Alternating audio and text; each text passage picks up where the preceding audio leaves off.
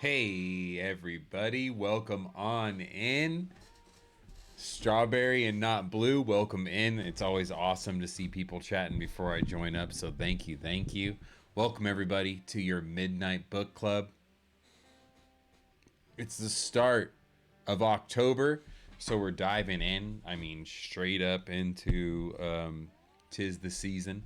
We're starting tonight with the Encyclopedia of Ghosts and Ghoulies. We're going to read about several different hauntings and poltergeists that have been reported in this here, the first time in paperback, back in 1980 something when this was first published. But hey, let's get in on that. Then we're also going to dive into the first ever published Encyclopedia of Witchcraft and Demonology. When I say that, I mean the first ever one that's been was a completely researched, and it dives into the history of the witch trials as well as the origins of a lot of things like demonology, werewolves, vampires, poltergeists, all that good stuff. And that is the Encyclopedia of Witchcraft and Demonology, which we're going to be spending a lot of time with this month here at the Midnight Book Club. We're going to start off with the introduction tonight because I feel that it's a good introduction to the witchcraft, the time of the witch trials and how long they lasted, how many people were actually victimized by it, all that crazy stuff. It's a good intro to it. Then we'll dive into the actual encyclopedia, which is an A to Z of witchcraft and demonology and everything paranormal in between, all that fun stuff. So that's what we're going to get into this month. Oh, what? That is awesome that it's your boyfriend's birthday month, Drops. That's sick. That's a good month to have a birthday. That's also the anniversary month for me and my wife, so that's awesome. October is a hell of a month indeed, Straubs. All right, so let's start off tonight with the Encyclopedia of Ghosts. I think I want to go to the Bell Witch, which is a fun one. I think this is a good poltergeist to start with here. So let's flip to the live scene. Of course, we are always here in the virtual wasteland in Fallout 76 out here in the Appalachias. If you'd like to join me, my mic is hot, so if you're in the area, you could hear me. I got a guitar, I got a piano, I got an extra seat in the hot tub, and I got a couch you can chill on. But welcome in, everybody. Woo! Don't want that hot tub to disappear. Come on, don't do that to me. Thank you. Welcome in. Nice. All right. Well, welcome in, everybody. About my third time saying that. But let's get scary with it. The Encyclopedia of Ghosts for the first time ever in paperback. We're going to the section of poltergeists. So these are ghosts that go bump in the night, the ghosts that can move things. And Straubs, happy early birthday to you and your BF. If we don't catch each other when it happens. Here we are, the start of October. Happy early birthday to both of you. Let me see here. I'm just going to flip into the page now. Now, what's cool about this little encyclopedia, it also has pictures. They're not the best. This kind of looks like gray blobs, but maybe we'll get to look at one. All right, the Bell Witch. And I've been great, Straubs. Thanks for asking. I hope you've been well, too. It's good to see you.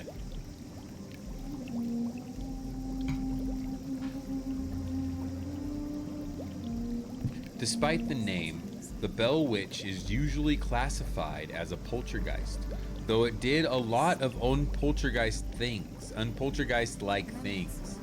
Sorry, turn this down a little bit. Sorry there, folks. There we go. And awesome. That's good to hear. Love to hear it, Straubs. Glad you're doing well. All right, the Bell Witch.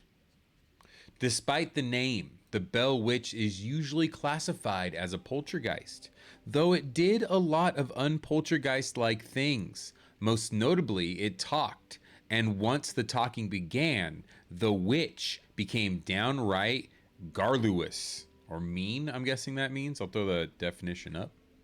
It might also be classed as a ghost or a haunting, but it was certainly not a witch. However, back in the early 19th century, when this series of phenomena took place, all strange and unexplained events of this type were automatically assumed to be the products of demons or witchcraft in rural areas of America.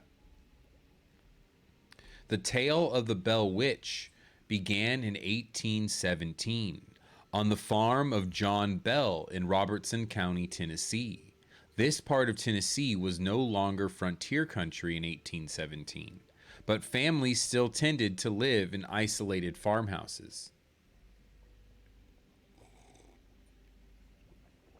Mother, father, 4 sons, and a daughter lived in a plain 2-story farmhouse. A small number of slaves lived in outbuildings. 2 older children who had already married had moved away, but not very far.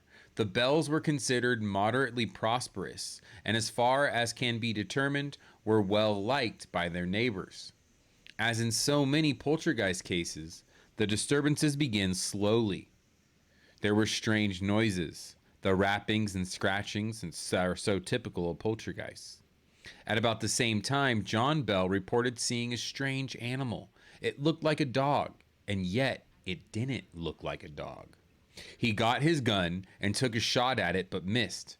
There was also something that looked like a turkey or some other large bird near the house. He couldn't shoot it either.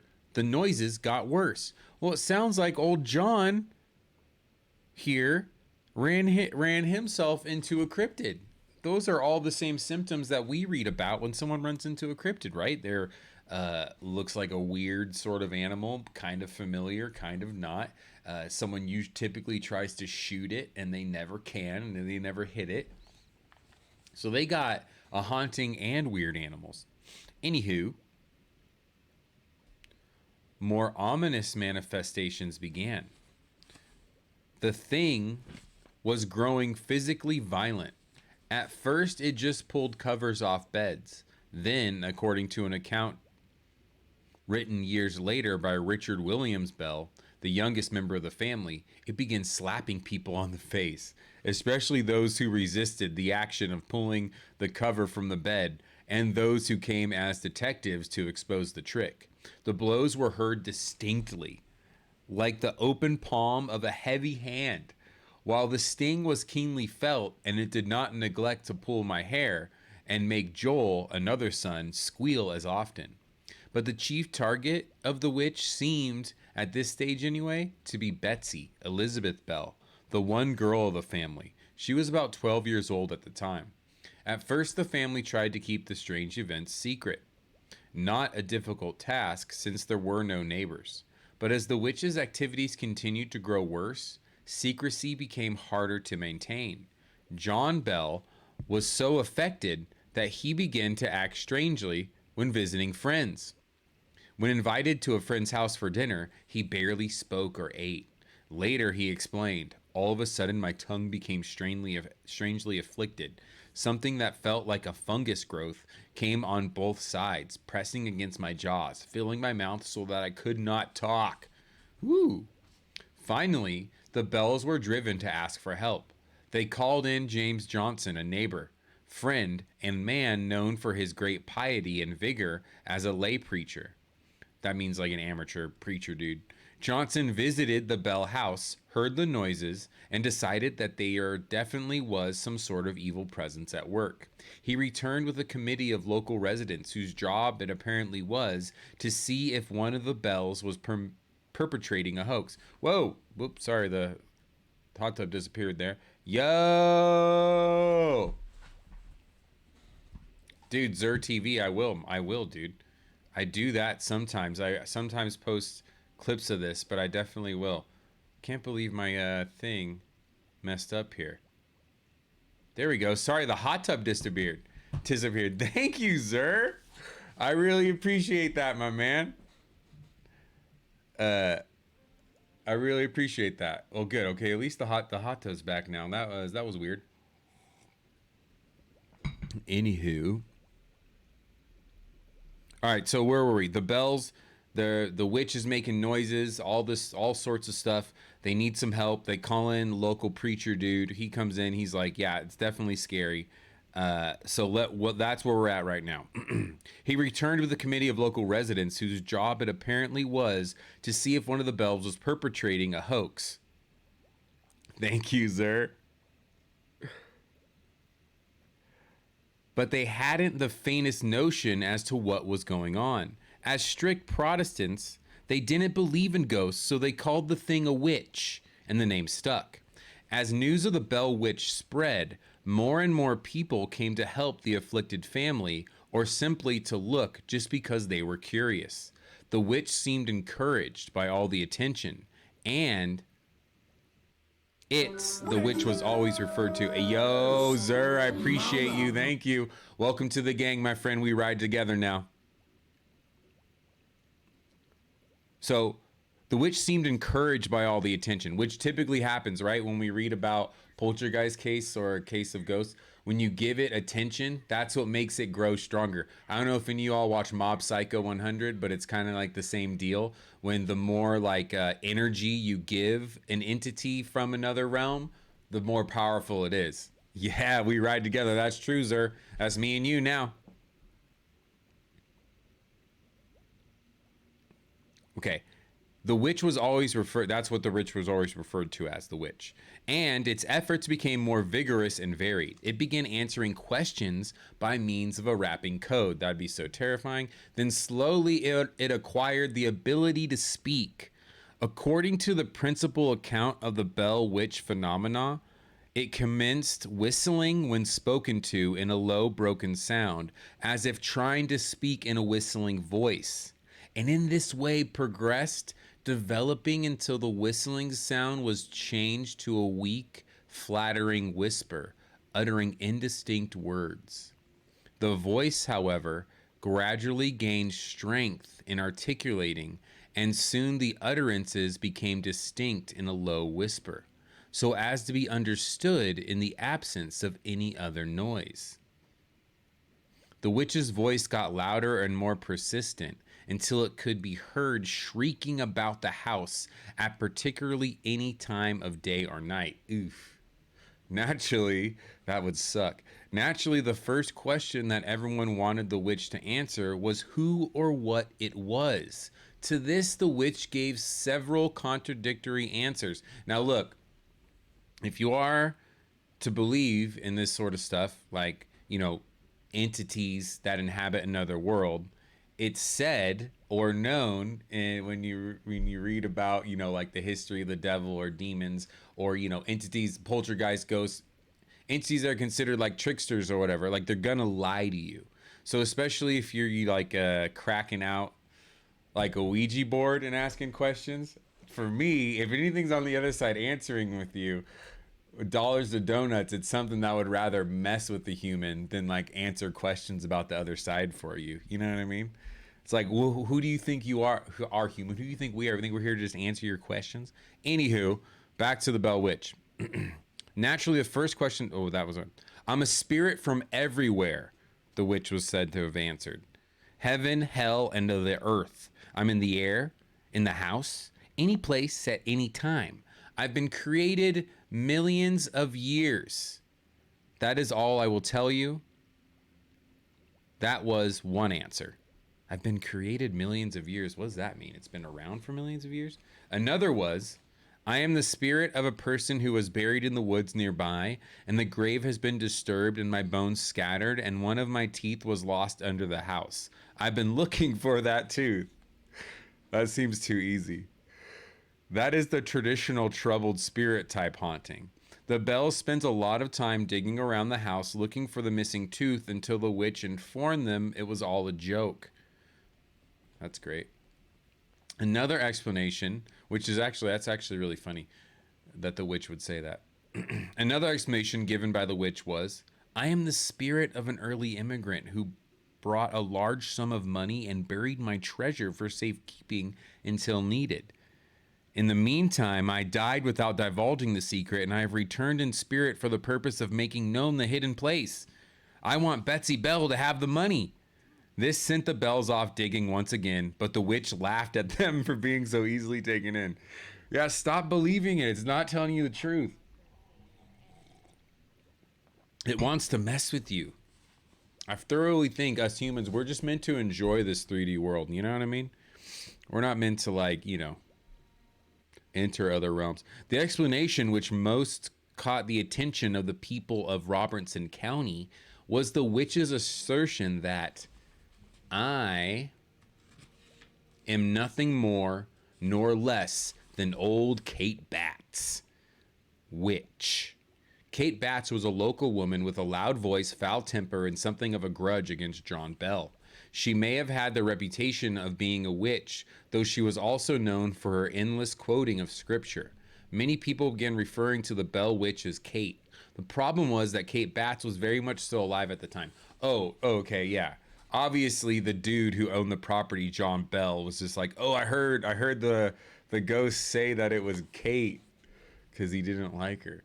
I mean, that's how it went back then with which, I mean, was this during witch trial times? I think it was a little after that. But I mean, hey, that's how it went. If you were like a weirdo who lived on the edge of town, in probably the 17th through the late 18th century, there was a chance that if someone didn't like you, they could just be like, "Yo, I saw that guy talking to cats, talking to spirits. He's a witch." And then boom, you'd be burnt at the stake. No problem. So that's scary for old Kate Batts. Anywho, Kate Batts was never attacked by the Bells or their neighbors. Okay, that's good. And they surely would have done so if they believed that she was responsible for their troubles. Ooh. While the witch was not clear about identity, it was terribly clear about purpose, which was to destroy old Jack Bell. Ooh. What'd you do, Jack?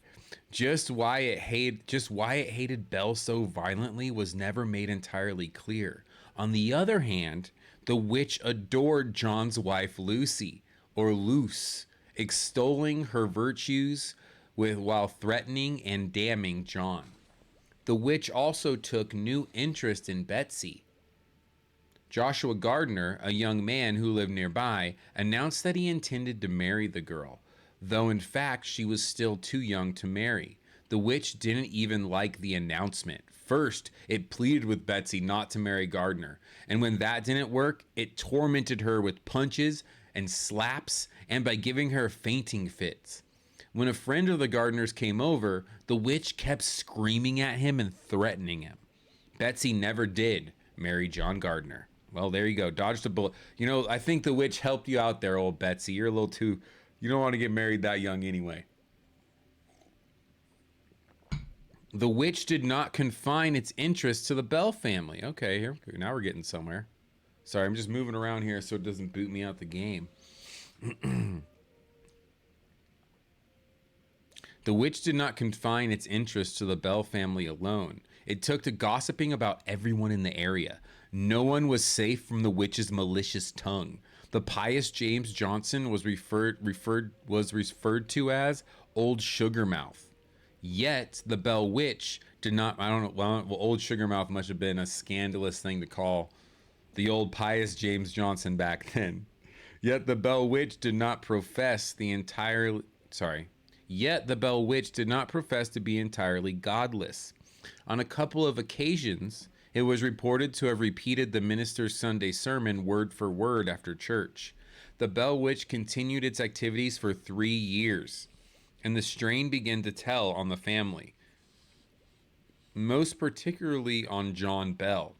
His health declined. He visited a doctor who gave him a variety of medicines, but none of them seemed to really help. On the morning of December 19th, 1820, Bell lapsed into a coma. One of his sons rushed to the cabinet where the medicine was kept, but instead of the usual bottles, he found a smoky-looking vial, which was about 1/3 full of a dark-colored liquid. Ooh.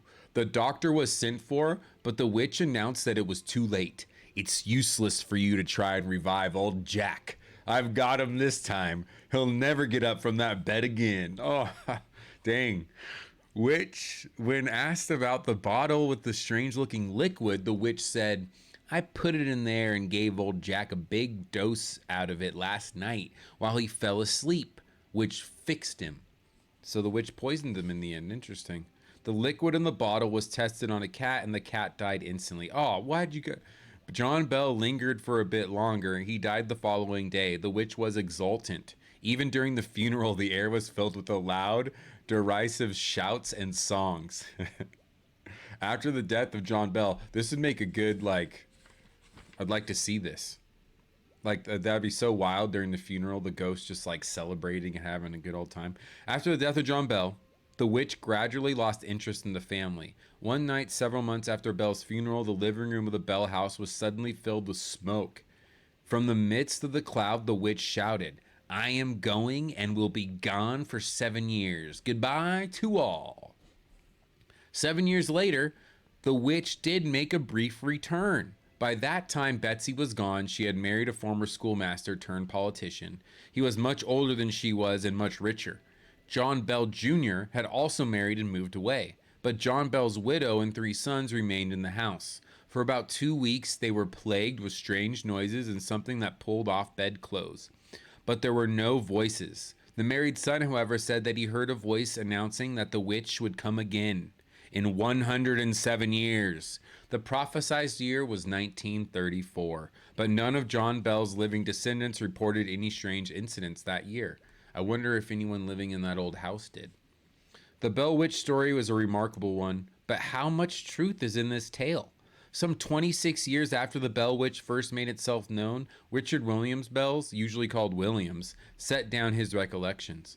The book was never intended for publication, but in 1891, Williams' son, Allen, turned the manuscript over to the writer M.V. Ingram, who rewrote it and published it as an authenticated history of the famous Bell Witch. Oh, get ready. This is such a long title. So books back in the day had a really long title. So this is a book that was written in 1891. This is the actual full title. Here we go.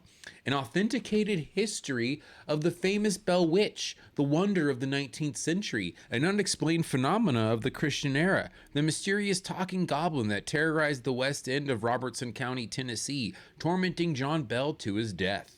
The story of Betsy Bell, her lover, and the haunting Sphinx, Clarksville, Tennessee. That's the title. As the lengthy title indicates, the book was written in the melodramatic and sensational style that was popular in the penny dreadfuls of the time.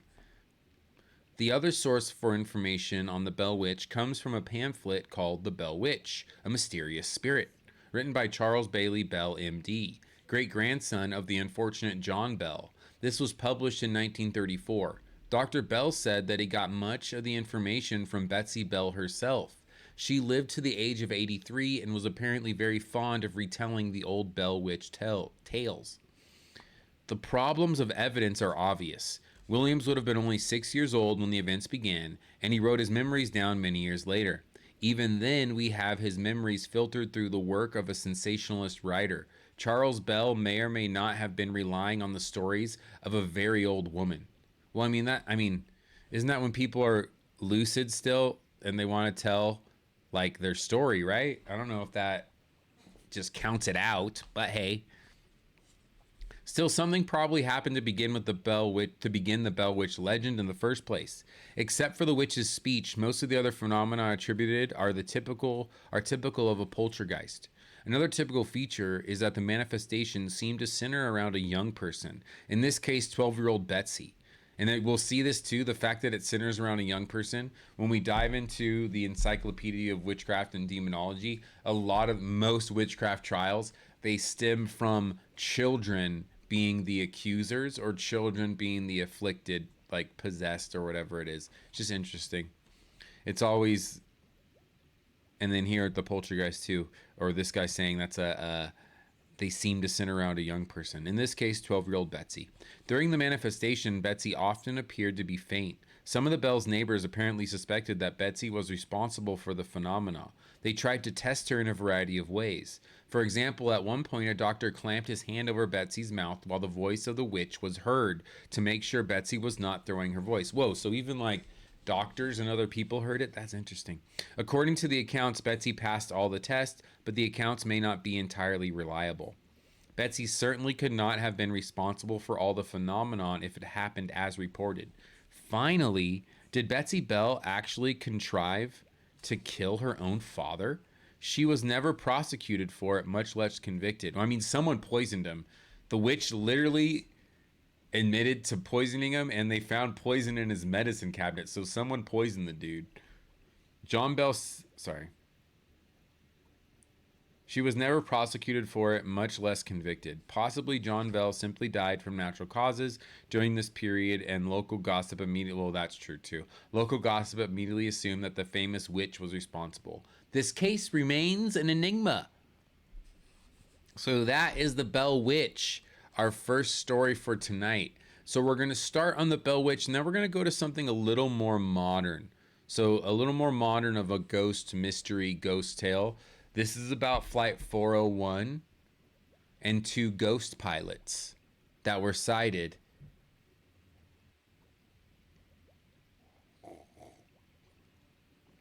on many other flights after their flight went down. So let's dive into Flight 401 from the Encyclopedia of Ghosts. Flight 401.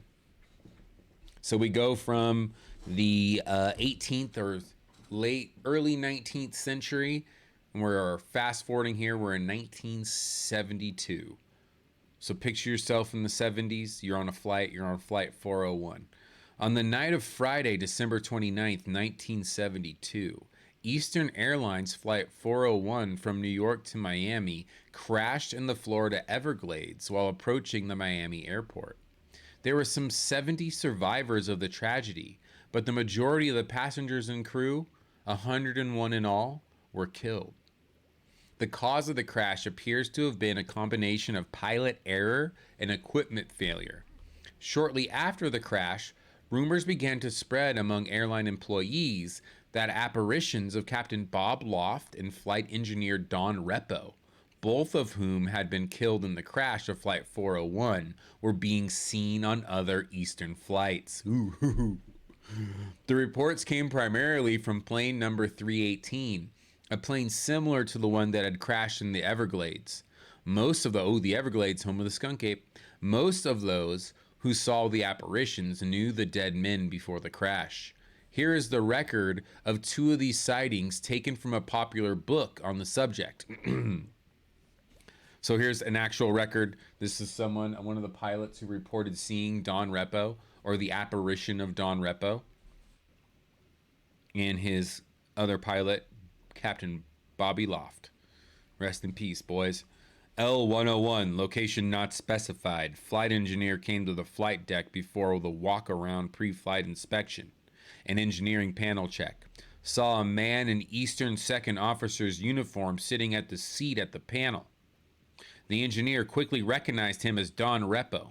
The apparition of Repo said something like, "You don't need to worry about the pre-flight. I've already done it." Well, that's nice. Almost immediately, the 3-dimensional image of Repo disappeared, vanished. Captain Loft, seen again in the first class section of New York JFK by flight captain and 2 flight attendants. Hold on one second here, folks.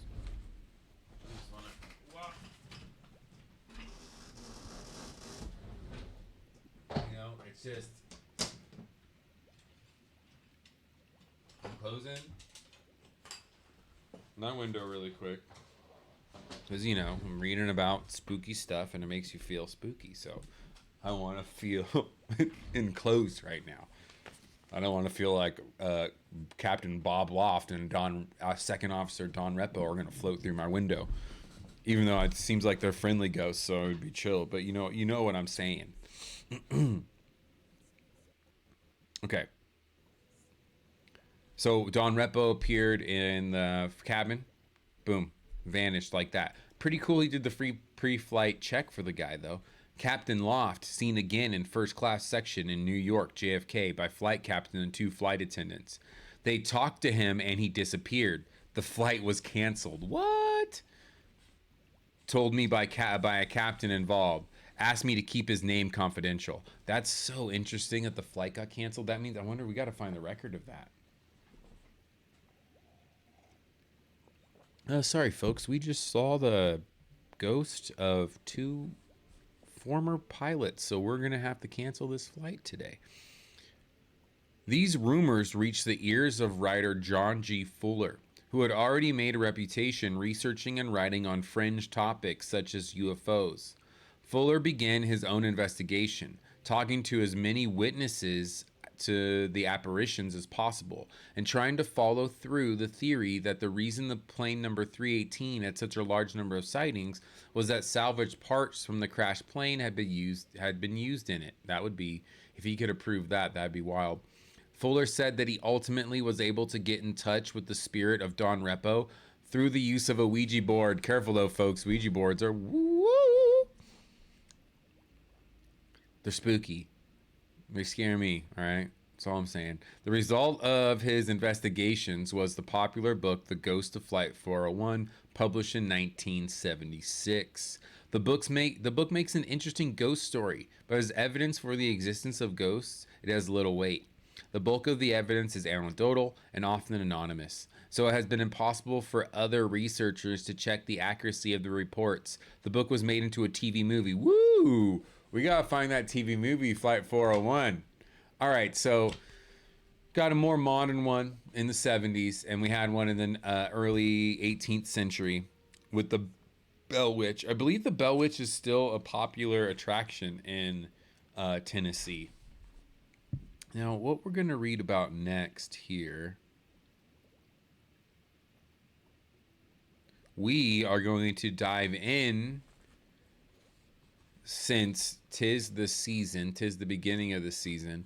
You know, one of the great horror movies people say is The Exorcist.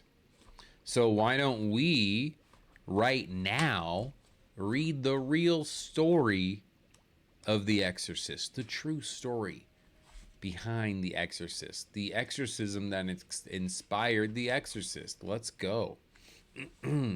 So get ready for this one, folks. Buckle up. Now, if you are interested in this sort of thing, exorcisms, all that good stuff, like recent Russell Crowe movie, The Pope's Exorcist, which was pretty dope. I liked it. There's a great book that we have. We'll read it on stream this Halloween, but it's called The Devil, and it's written by this guy Corrado Balducci, and he is actually one of the Pope's actual exorcists. And he wrote a book about like the history of the devil in the church. So it's pretty interesting. It goes through kind of like the process that the church goes through to even send an official exorcist out there, and like every other option has to be extinguished. They have to have been seen by the person who says they're possessed has been seen by like all sorts of doctors and proved it's not some sort of psychological disorder.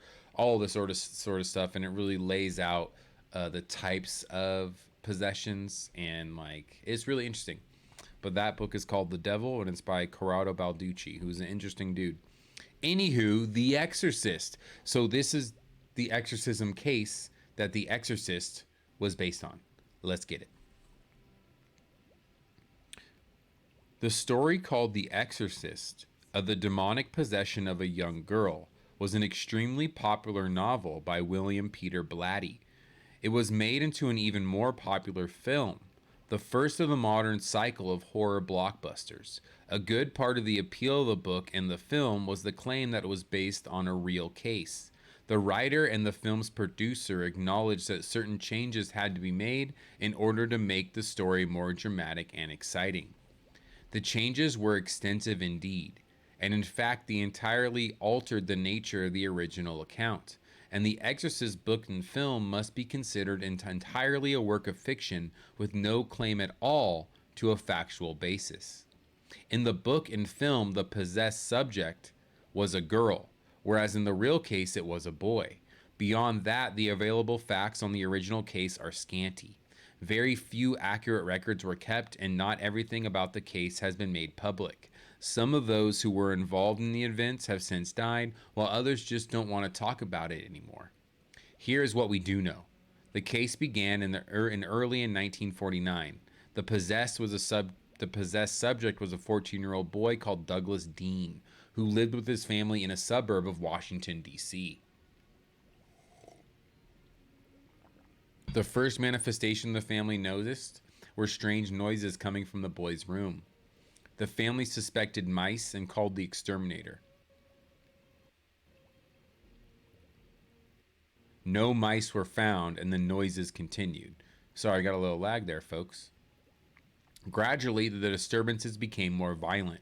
Furniture was moved back and forth. A heavy bowl fell off the top of the refrigerator for no apparent reason. A picture seemed to jump off the wall. The disturbances centered in the boy's room, where his bed shook and trembled, sometimes all night long.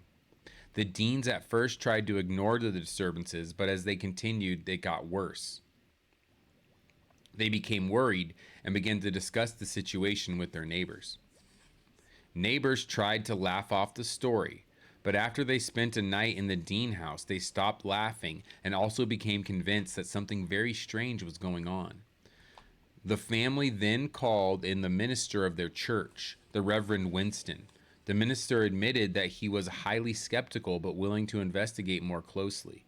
He spent the entire night of February 18, 1949 with Douglas Dean. Later, the Reverend Winston described what happened that night in a meeting of the Society of Parapsychology in Washington, D.C. He said that the boy's bed began to shake. Oof. There were scratchings and scraping noises coming from the wall. Oof. The minister switched on the light but could see nothing out of the ordinary. He then asked the boy to sit in an armchair, but as soon as he did, the chair began moving around the room slowly. Oh my God. Then it began to rock back and forth and finally tipped over, spilling Douglas on the floor.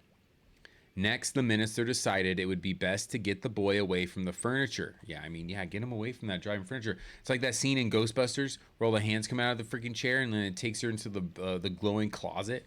He told Douglas to take his pillow and blankets and sleep on the floor. That didn't help either. Boy and bedding began sliding around the room. By the next morning, the once skeptical minister was convinced that he had witnessed something extraordinary and unexplainable. The boy was taken to the Georgetown Hospital for a full mental and physical examination. The test revealed no physical abnormalities. Visits to a psychiatrist did not make the disturbances which centered on the 14-year-old boy disappear. The Dean family finally decided on a drastic cure. They called on a Roman Catholic priest to perform the ancient rite of exorcism to drive out the demons. They now feared were afflicting their son. They were desperate and regarded the exorcism as their last hope. The priest who performed the exorcism remained with the boy for over 2 months.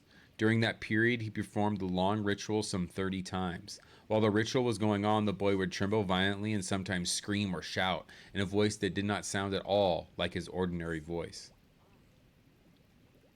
In May 1949, when the priest performed the ritual, the boy did not react violently. Oh, hey, that's my birthday month, as he usually did.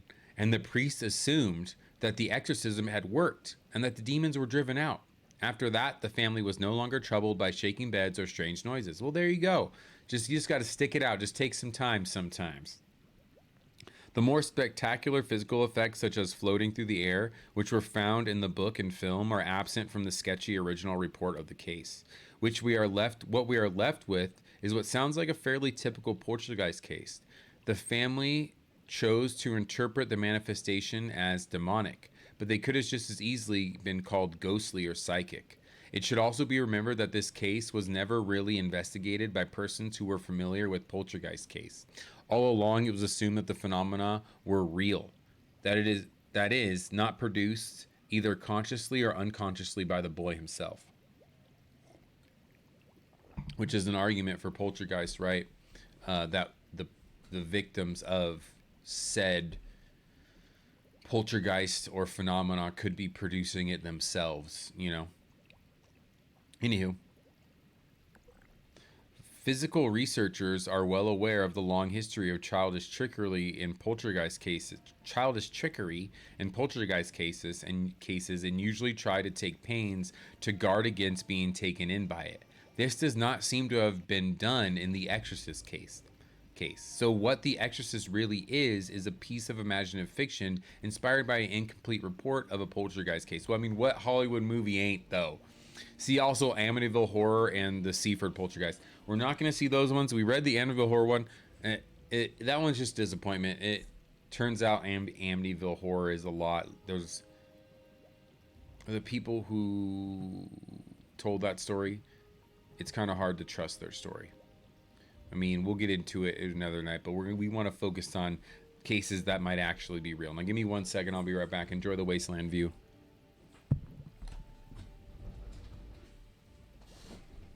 All right, let's keep trucking, shall we? Let's do another ghosty, shall we? That was a spooky one, though. That one gave me chills.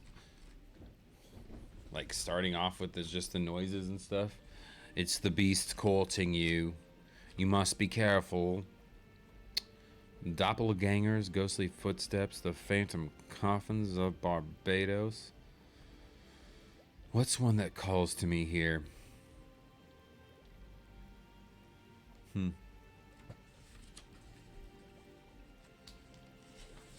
I know what I need now, though. We need some more modern books on this crazy stuff. Okay. The Spirit of Samuel. Yeah, we gotta keep going. It's not even midnight yet. The Ghost and the Judge, classic cases. The Versailles Adventure. Glamis Castle. Let's go there. The Haunting at Glamis Castle.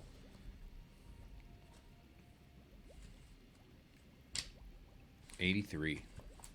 So we are traveling at Glamis Castle. This is probably going to be an ancient haunting, so buckle up. Okay, we're going to Scotland, to Glamis Castle. Huge, gloomy, and imposing. The structure of Glamis Castle in Scotland may have as many ghostly and terrible tales attached to it as any single structure on Earth. The sinister reputation goes back a long way.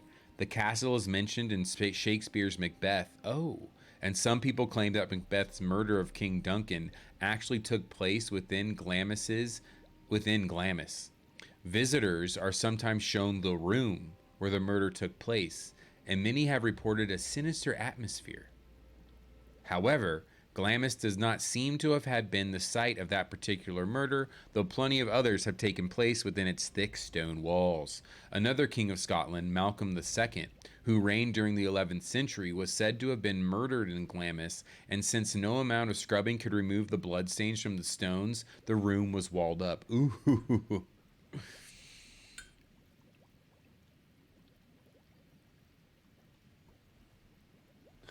Hey, what up, kitty? My door just opened. I'm like, what the it's my cat coming in. How an 11th century murder could have taken place in a castle that was not built until the 14th century is impossible to say, but the legend persists anyway. Okay, we'll just know a legend then.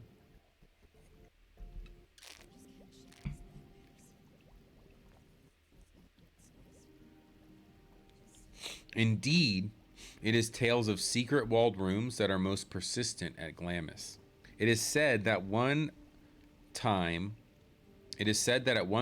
towels were hung out of the window of every room in the castle, but there was one room, or in some versions an entire tower, from which no towels could be seen. Yet all attempts to locate this hidden room or tower were unavailing.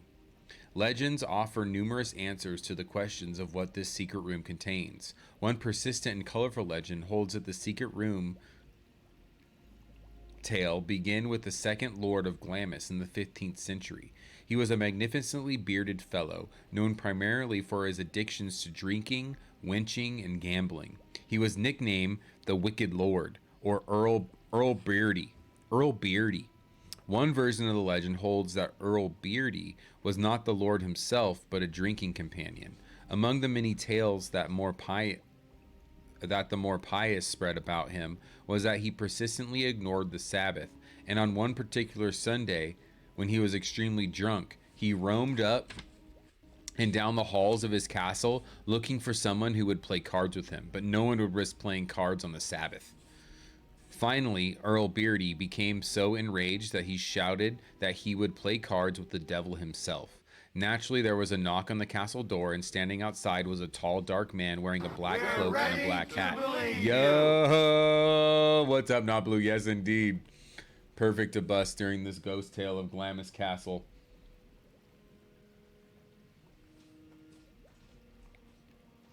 But look at that. He says, I'll play with the devil himself. And then look who shows up. Naturally, there was a knock at the castle door. Standing outside was a tall, dark man wearing a black coat and black hat. He inquired of Earl Beardy if he still wished to have a gambling partner. Yes, roared the Earl, whoever you are. The wicked lord and his sinister looking visitor went into a small room and slammed the door. From behind the door, their voices could be heard shouting and swearing by the frightened servants who crept as close as they dared. They could hear the Lord Glamis say that he had lost so much that he had nothing left to gamble with. The stranger made a suggestion, but the servants were unable to hear it clearly. Whatever it was, the wicked lord agreed. One of the servants became so curious that he crept right up to the door and put his eye to the keyhole, but was nearly blinded by the flash of light. The Lord of Glamis burst out of the room, screaming at his servants for spying on him. When he turned to go back into the room, the stranger had gone and taken his soul with him.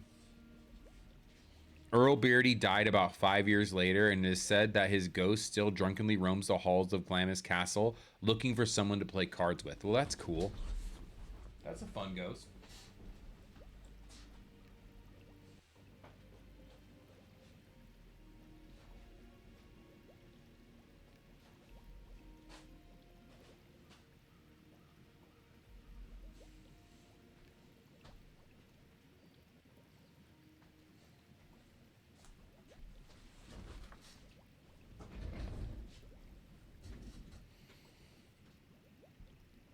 One of the servants became so we were there.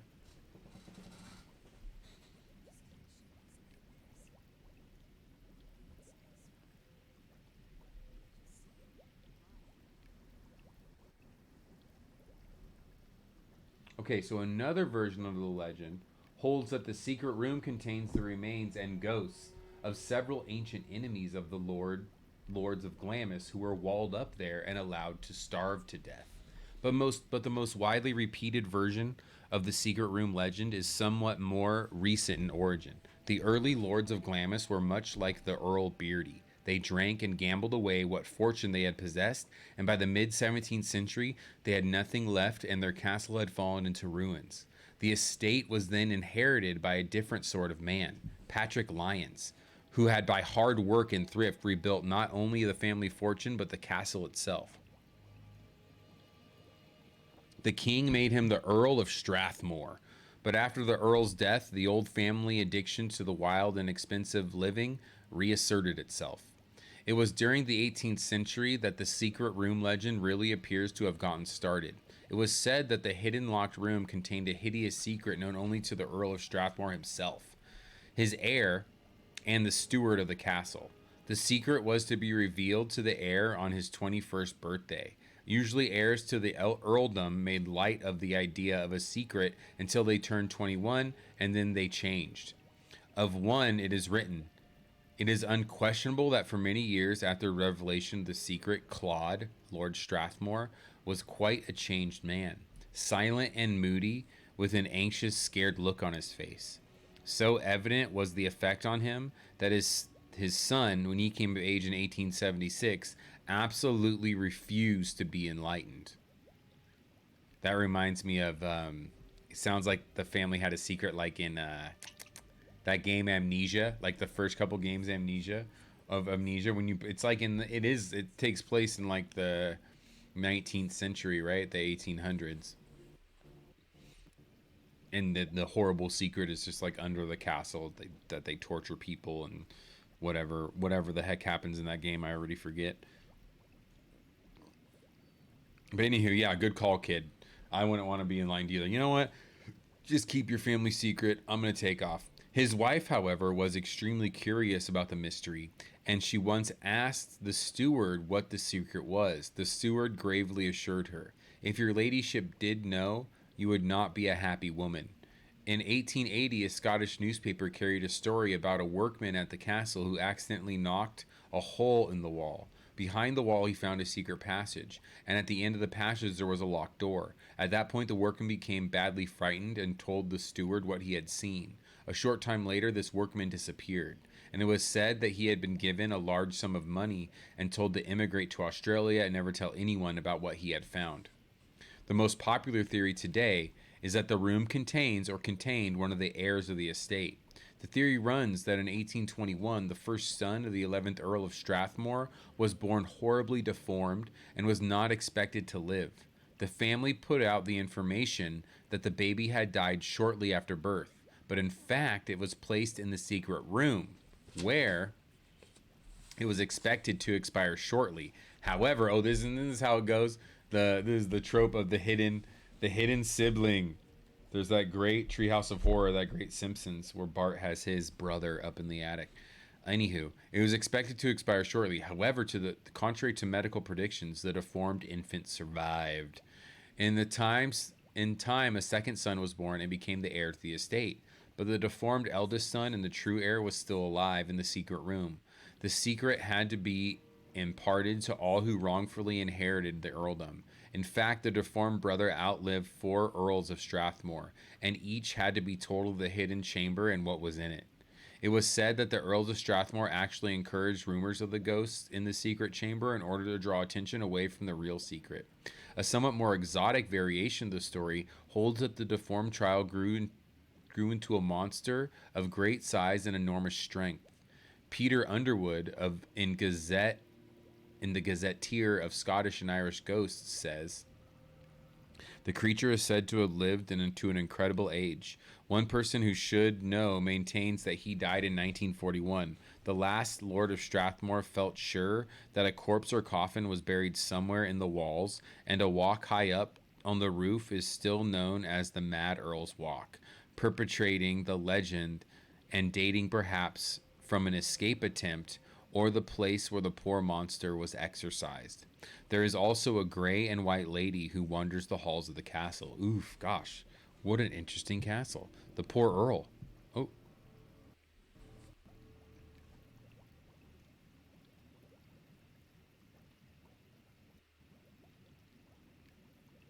she may be the ghost of Janet Douglas or wife of James, the sixth Lord of Glamis. James died suddenly one morning after eating breakfast. His wife was suspected of poisoning him, but no evidence could be found and the case was dropped. 6 years later, Janet Douglas found herself in much more serious trouble. She was accused of plotting to poison the King of Scotland and practicing witchcraft. Oof. Knowledge of poisons was just thought to be a branch of witchcraft. Evidence was not needed in a witchcraft case, and Janet Douglas was tried, condemned, and executed at Castle Hill in Edinburgh, Scotland in 1573. What a great segue to the next book we're going to be reading in a little bit here. Another tradition, however, holds that she was actually condemned to be walled up alive in a room in the castle, and it is her spirit that haunts the hidden room, or by her powers of witchcraft, she is still alive inside the sealed room after more than 400 years. This list hardly exhausts the supernatural or semi supernatural creatures that are connected by legend with the Glamis Castle, says Underwood. There is a queen mother's bedroom where no one could sleep soundly when it was a bedroom. The tongueless woman who locks the tongueless woman who looks out of a barred window or runs across the park pointing to her bleeding mouth. Oh my gosh. Then the ghostly little boy who sits on a stone seat by the door into Queen Mother's sitting room and is supposed to be a servant who was unkindly treated over 200 years ago. Oof. And Underwood adds, there is even a vampire legend at Glamis. This is the tale of a woman servant at the castle who was caught in the act of sucking blood of one of her victims. She was said to be walled up alive, or at least undead, in the secret room, or a secret room. However, since that is not the proper way to get rid of a vampire, the danger that someday the wall may be broken down and the evil creature released still exists in the castle. Ooh, that's a great idea for a movie. But that, my friends, is Glamis Castle in Scotland, haunted by a mad king, a grey lady, and a possible vampire.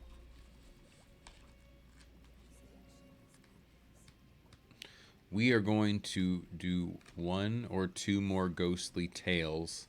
Then we're either going to play some Fallout 76 because it's double score weekend, or maybe some Starfield because I'm just addicted to Bethesda games, or we're going to start the Encyclopedia of Witchcraft and Demonology. So buckle up. We're a little laggy tonight, which is a bummer.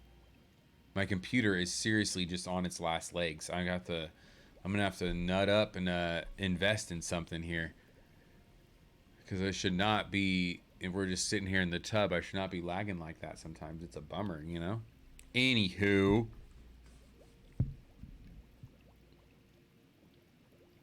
the Dogs of Doom. Oh, I kind of like the sound of that. Let's read about the Dogs of Doom, shall we? Oh, thank you, Straubs. I appreciate that very much. Next, we're going to learn about the Dogs of Doom, 119. So that was Glamis Castle in Old Scotland.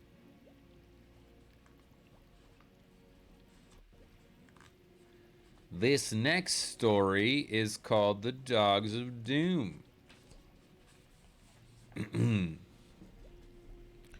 Dogs of Doom. Many old families have a tradition which holds that before a member of the family dies, some sort of warning specter will appear. There are traditional ghostly monks and nuns, the white and gray ladies. The Scots are particularly partial to phantom pipers. Ooh. But in many tales, the warning phantom appears in animal form, most frequently in the shape of a dog. Members of the Vaughan family are supposed to see a black dog before one of them dies. There is a story about one member of the family who did not believe in the tradition, though he didn't exactly disbelieve in it either, because he never told his wife about it for fear of frightening her. Then one of his children fell ill with smallpox. Though the case seemed relatively a mild one, smallpox was a dangerous disease and everyone in the family was worried. One evening, the family was just sitting down to dinner when his wife said that she would go upstairs to check on his sick child. A moment later, she came running down the stairs and said that the child was asleep. But please go upstairs, for there is a large black dog lying on his bed. Go drive it out of the house. Ooh. The father knew instantly what the appearance of the dog meant. Filled with fear, he rushed upstairs. There was no dog to be seen, but the child was already dead.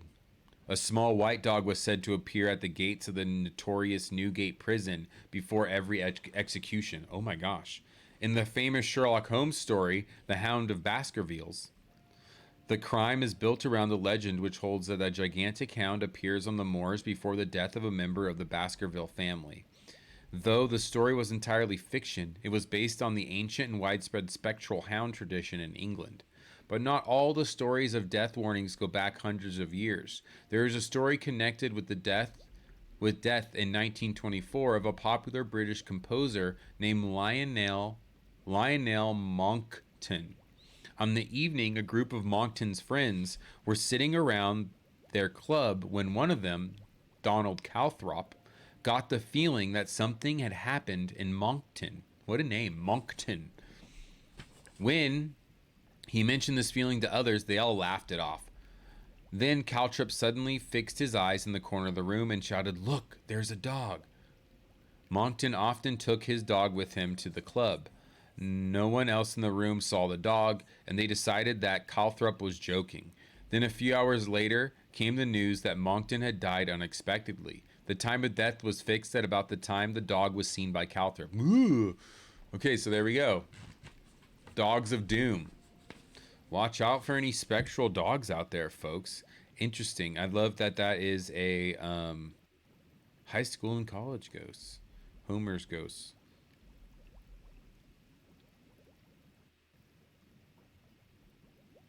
Nice. Okay, so also there is the story of the infamous La Llorona in here. La Llorona. Am I saying that right? That's in here as well. We might have to go read that next, because that is a really good one.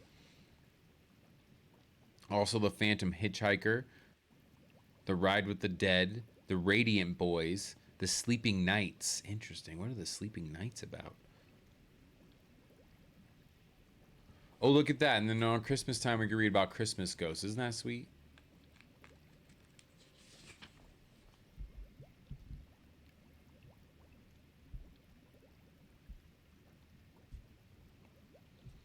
I'm trying to see here. Do we want a classic case? Let's get the haunting.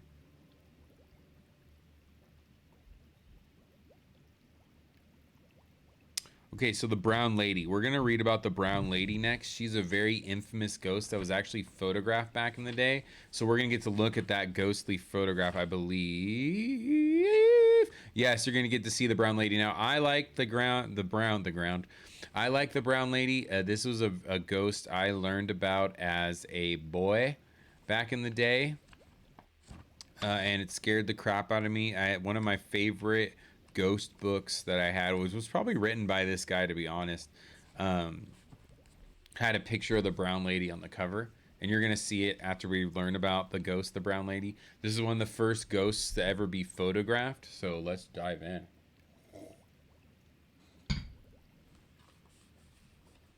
The brown lady of Ranham Hall.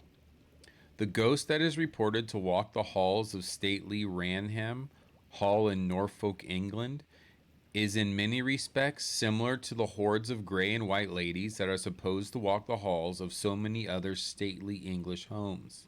This one wears a brown dress and is therefore known as the Brown Lady. But the great difference is that this particular ghost is supposed to have been photographed. There is also a portrait of the ghost that hangs in the house, but no one seems to know the subject of the picture. There is no particular deaths or other events that are connected with the appearance of this ghost. Ranham Hall is owned by the Townsend family. The ghostly figure was first reported during the Christmas season of 1835. One of the guests who had come to stay for Christmas was Colonel Loftus. He was going up to his room one evening when he saw a strangely dressed woman in the hall. He adjusted his glasses to try and get a better look, but as he did, she disappeared. A week later, Colonel Loftus got a better look at the figure. In fact, he nearly ran into her in the hall. He described her as being a noble-looking lady wearing a brown-stained dress. Her face was bathed in an unearthly light, but she was strange. But what was strange was ghastly about her was that she had no eyes. Oh God, that's terrifying. No, I don't want to think about that. There were only empty sockets where the eyes should have been. Oh, up close, the brown lady was not a pleasant sight. Oh, poor brown lady. I'm sorry for you, girl. When Colonel Loftus told this story, some of the people staying at the house laughed, but others reported that they too had seen the strange figure, but were afraid to mention it for fear of being laughed at. Colonel Loftus made a sketch of the woman he had seen, and an artist made a painting from the sketch. The painting, called The Brown Lady, that is a terrifying sounding painting, was hung in the room where the figure was frequently been reported. Some years later, novelist Captain Frederick Marryat was staying at Ranham Hall when he had naturally heard stories of the ghost and asked if he could sleep in the haunted room, the one in which the portrait of the brown lady was hung. He spent some time examining the evil-looking figure in the portrait. Later that evening, Marryat and two companions were walking along the upstairs corridor when they saw the figure of a woman carrying a lamp coming towards them. They hid behind the door as the figure approached soundlessly. Light from the lamp reflected off her brown dress as she passed the door. She turned her eyeless face toward them and grinned in a diabolical manner. No, Captain Marryat happened to be carrying a pistol at the time. You bet you shot it. And he jumped from behind the door and fired point blank at the frightening figure.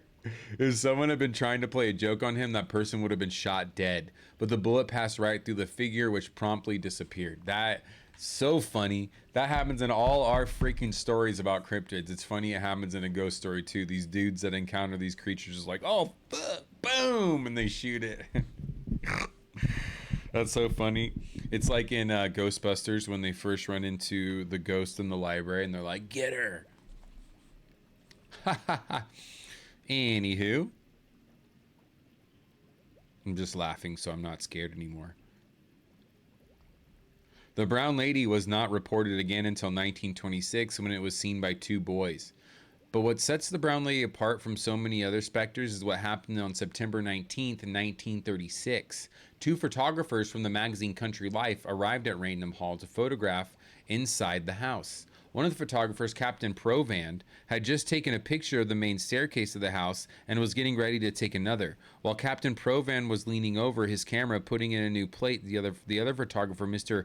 Indre Shira, stood holding the flash gun. Suddenly, he shouted that he could see a shadowy figure that looked like the figure of a woman in a veil coming down the stairs. As the figure glided toward the photographer, Shira told Provand to take another shot immediately. Provand, who was still leaning over the camera and did not see the figure, took the picture. When he looked up, the figure was gone. However, when the photograph was developed, it showed a dim, ghostly-looking figure on the stairs.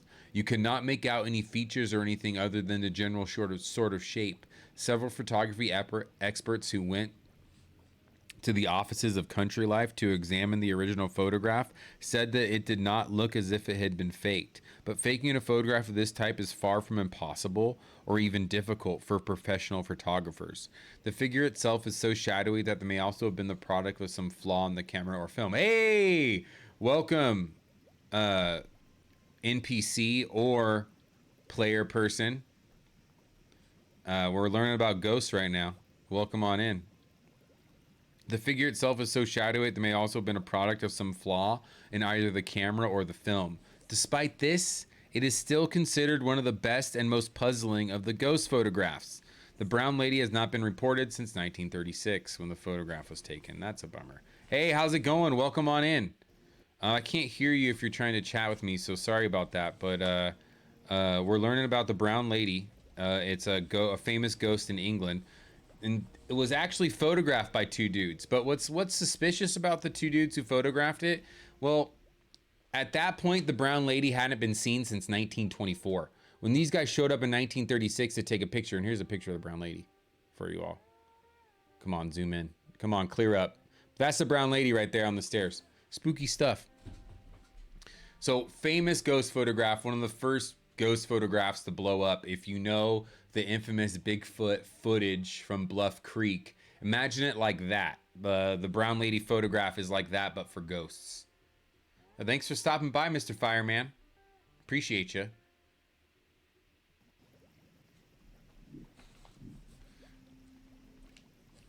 Anywho, so that's the brown lady. Let's see. We're almost spanking midnight here. So let's read another ghost story. Then we're gonna switch over to the old Encyclopedia of Demonology. Yes, not blueberry. Spooky indeed. Spooky indeed, my friend. Do we want to do a poltergeist? No. Let's do another. Let's do another haunting. Yes. Oh my gosh, dude. Thank you for popping on the piano. I'm always waiting for someone to do this. But yes, on the piano, we have our new friend. I'm in camera mode, so I can't see your name, but I appreciate you, dude. All right, let's see. We did Glamis Castle. Let's do a fun one. Let's learn about Ignatius the Bell Ringer. Classic ghost here, Ignatius the Bell Ringer. From the name, I'm gonna assume he's from London. Ignatius the Bell Ringer. The ghostly or spectral monk is one of the most common figures in all British ghost lore. Yo, Ignatius the monk. I'm the cowboy monk. Let's go. The ghostly or spectral monk is one of the most common figures in all of the British ghost lore. Typical of such ghosts is the one that haunts the Elm Vicarage near Westbeck. It is supposed to be the ghost of a monk named Ignatius, who died nearly 800 years ago. At that time, the monastery stood on the site now occupied by the Vicarage. The area was often threatened by floods, and in it was one of Ignatius's responsibilities to watch the rising floodwaters and warn his brothers if there were any danger. One night, while on watch, Ignatius fell asleep and thus failed to ring the warning bell. No, when the floodwaters rose. No, Ignatius! As a result, the water rushed into the monastery. Several monks were drowned, and Ignatius was in disgrace. For his carelessness, he appears to have been doomed to haunt the site ever since. The bell that he failed to ring has also taken on a spectral form. Oh my. Yes, I would absolutely, Straubs. I would love a ghost story from somebody watching. That would make my whole day. If you want to whisper it to me, that's great. Or send it to me via message on any of the social medias I'm on. That would be freaking awesome, Straubs. I would absolutely read it. I would I would make sure I would let you know too, like when I was gonna read it. Oh, I know, me too. That was awesome. Thank you, Mr. Fireman, for being behind us for a while. But yeah, I would love to read that story. If you want to send it my way, that would be sweet. I would definitely read it on Strim.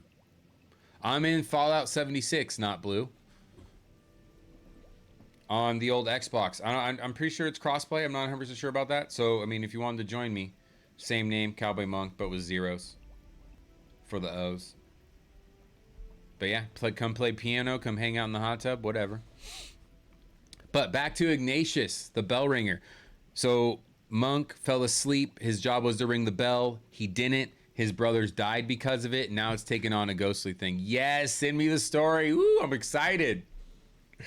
Oh, I'm excited to see it. Okay.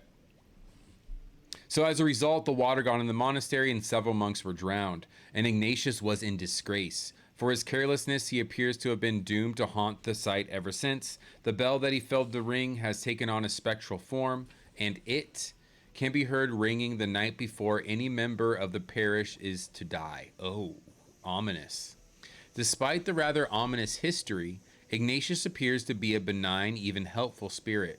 Those who have lived at the vicarage usually first become aware of his presence by hearing unexplained footsteps at night. After that goes on for a while, Ignatius himself makes an appearance. According to the wife of Reverend A.R. Bradshaw, who saw the ghostly monk many times, the ghost would appear first as a fine outline, and then the outline would gradually be filled with the figure of a man in his mid-30s, with dark curly hair and a thin aesthetic features.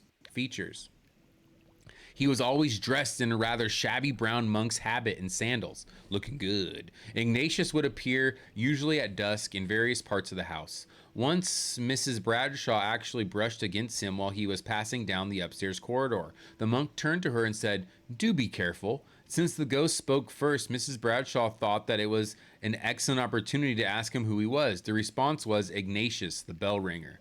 One night, Mrs. Bradshaw, ooh, chills thinking of that. Man, it'd be so spooky to interact like that. One night, Mrs. Bradshaw was sleeping in a bedroom that was usually reserved for guests. She was awakened in the middle of the night by the feeling of a pressure on her throat. She saw a vague, dark shape bending over her and what appeared to be a pair of gnarled hands clutching at her throat. She was unable to move. The dog that usually slept at the foot of her bed was growling and snarling at the thing, but to no effect. Oh my. Suddenly she saw Ignatius. He reached for the hands clutching around her throat and pulled them. I knew Ignatius was going to show up. Yes. And pulled them away. Mrs. Bradshaw rushed into the room in which her husband was sleeping and told him of the experience. At first, he thought she had simply had a horrible nightmare, but when he looked at her throat, he found that it was bruised and red. What? The marks persisted for several weeks. Ignatius protecting the fam, dude. But I mean, I guess that makes sense if you have such a powerful presence that's in the light where you're at. There's going to be something nasty around the corner. That's balance, folks. Later, when Mrs. Bradshaw saw Ignatius again, she asked him who had attacked her. And I was told that it was the ghost of a man who had been murdered in that room. Later, he told her that she would not be seeing him as often in the future for having saved her life, had helped to complete his long penance for his past sin. And he was hopeful that complete forgiveness and eternal rest would soon be his. Oh, well, that sucks. I'd be terrified. I'd be like, Ignatius, don't go. What if the scary man comes back, though? Okay. Oh. So that was Ignatius. We're doing one more ghost story, then we're jumping into the Encyclopedia of Witchcraft and Demonology. I'm feeling reedy tonight. I just want to keep going. I want more spooky tales. Spooky tales of the unknown.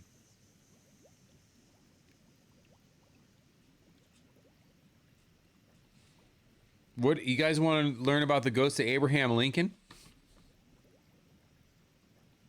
Yeah, let's we're going there. The ghost of old honest Abe Lincoln seems like a fun one to me.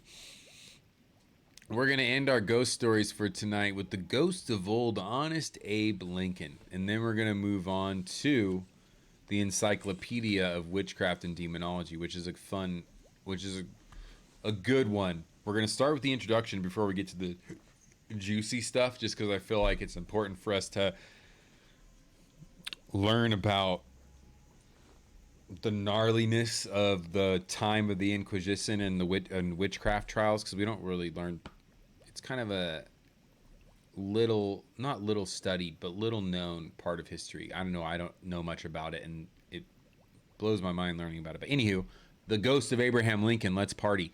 Abraham Lincoln is the most mythic of all American presidents.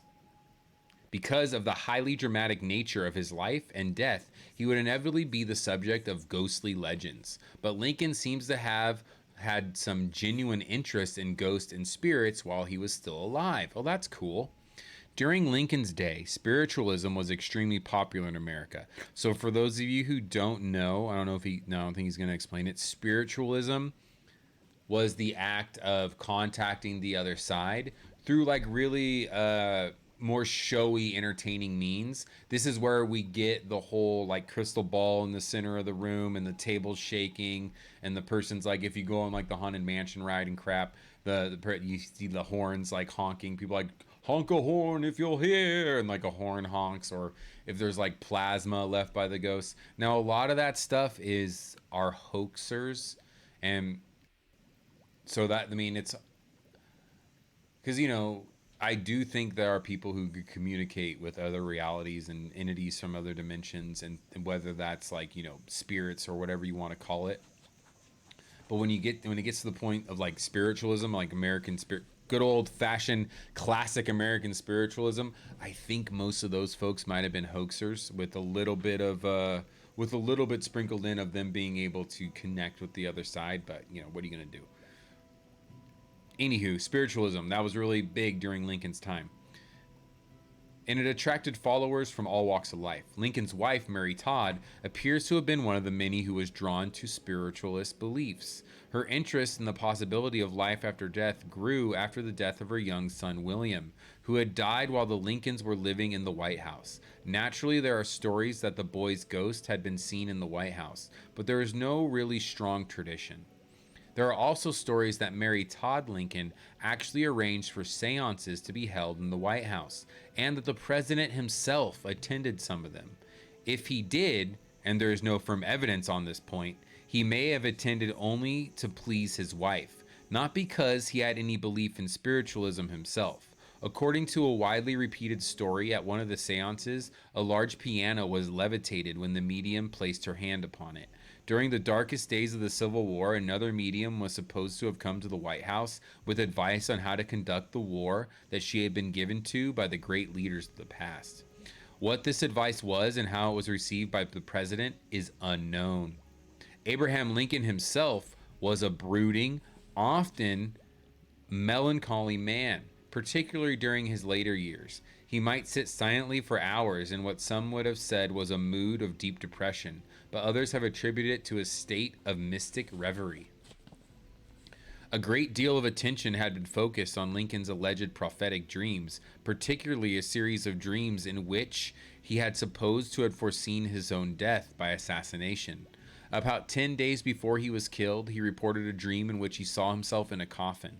When he was asked what had happened, he was told that the president had been killed by an assassin. On the very morning of his assassination, he told friends that he had to dream about being on a ship bound for some unknown place. Ooh, that reminds me of the dreams that Barry was having, where he was pretty much in the afterlife, where he ran into all the people he murdered, and they were all standing on the shore waiting for something. It reminds me of that. W.H. Crook One of the president Lincoln's bodyguards said that Lincoln was convinced that he would be killed because he had a dream warning him of the assassination 3 days before it happened. The bodyguard said that he had begged Lincoln not to go to the theater on the evening of April 14th, but the president was fatalistic and went anyway. That, of course, was the evening on which he was shot by John Wilkes Booth. There isn't necessarily anything unusual about these reports, since the stories of Lincoln's dreams are all second or third hand. We do not really know how accurate they are or how much they were colored or inspired by the assassination itself. People often make prophetic dreams or other instances of alleged prophecy if fit events that had already have occurred. Conscious faking or altering of the prophecy is not really necessary. Selective memory comes into play, and the mind naturally selects only those details that conform to what has happened. The mind also tends to fill in details to make the story more closely fit to the event. In addition, Lincoln was undoubtedly a moody man who was often deeply depressed. It should come as no surprise that he had dreamed of assassination, for his life had been threatened many times. He was not unconcerned about his own safety, but he was genuinely fatalistic about the possibility of being killed. He was just a worried, depressed dude. He was just emo, dude. He was just dramatic. The stories of seances and prophetic dreams, plus the fact that Abraham Lincoln was the first American president to be assassinated, have contributed to a supernatural atmosphere that has clung to the Lincoln legend. After Lincoln's death, the ghost stories began. For years, people reported hearing ghostly footsteps, presumably those of the murdered president, around the White House. The first person who reported actually seeing the ghost was Grace Coolidge, the wife of Calvin Coolidge. What? 13th president. Mrs. Coolidge said she saw the figure of Lincoln staring out of a window in the Oval Office. Oh, that's so Lincoln, just staring out the window. It was probably raining too. There are a lot of reports of Lincoln's ghosts during the terms of President Franklin Delano Roosevelt. I mean, hey, the Queen Wilhelmina of the Netherlands was staying at the White House. She said that she heard a knock at the door, and when she opened it, she found a tall, top-hatted figure of Lincoln standing there. I'd scream in the hall. It should be recalled that the Queen had a previous interest in spiritualism. When she reported the strange incident to President Roosevelt the next morning, he didn't seem surprised. He said that the bedroom that the Queen was staying in was also known as the Lincoln Room, and that many others had reported seeing the ghost in or near the room. Yeah, no thank you. I'm not staying in that room, White House. Oh my gosh, whoa, that was a big spike. People, I am so sorry, my computer. We are slow tonight. No water. Stop doing that. We're trying to enjoy ourselves. Oh man. You know, it's also storming up here, so that might be affecting my internet a little bit. So I'm sorry if that's affecting the stream experience at all, y'all. But we're gonna get this hashed out soon, I promise. We're updating my rig. It was just sometimes my computer just doesn't start now. So it just takes me a while. That's why we didn't start the stream until like an hour late tonight. It takes a while for the rig to warm up. It's like when you have a classic car, you know, it just takes a little bit of tweaking and squeaking, then you're in there.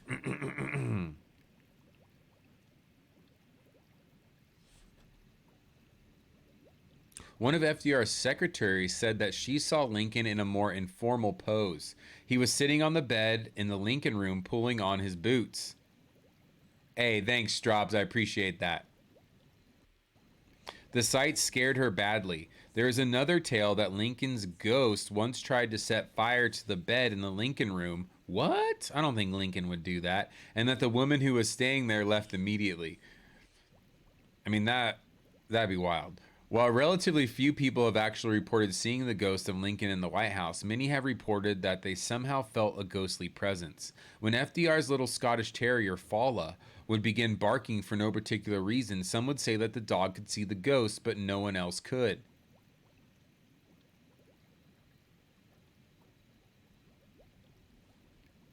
President Harry Truman was once asked about a mysterious knock he heard on his bedroom door in the White House.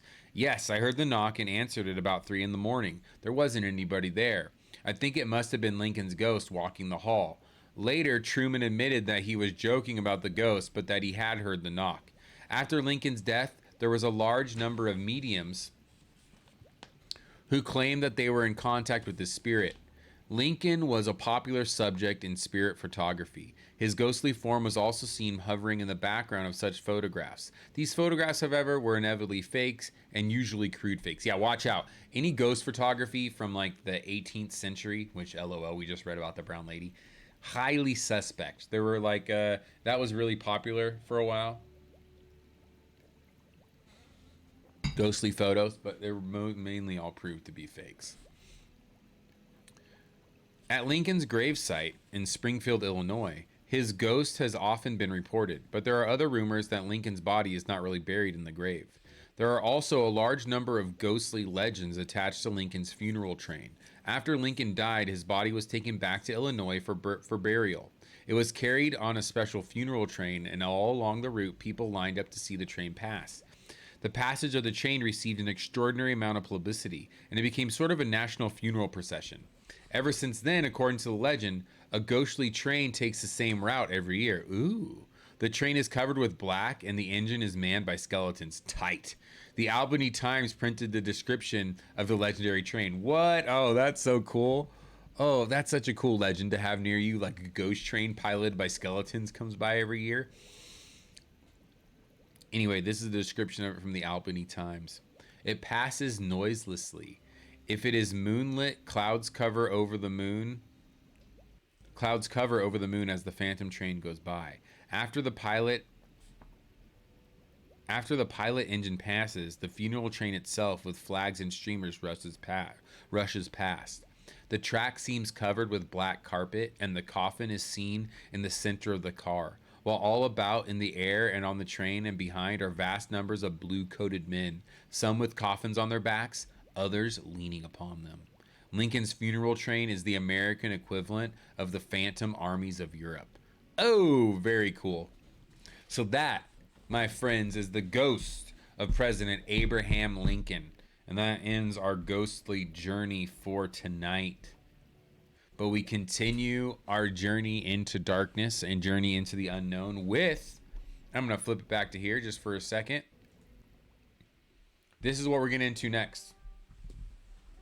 The Encyclopedia of Witchcraft and Demonology.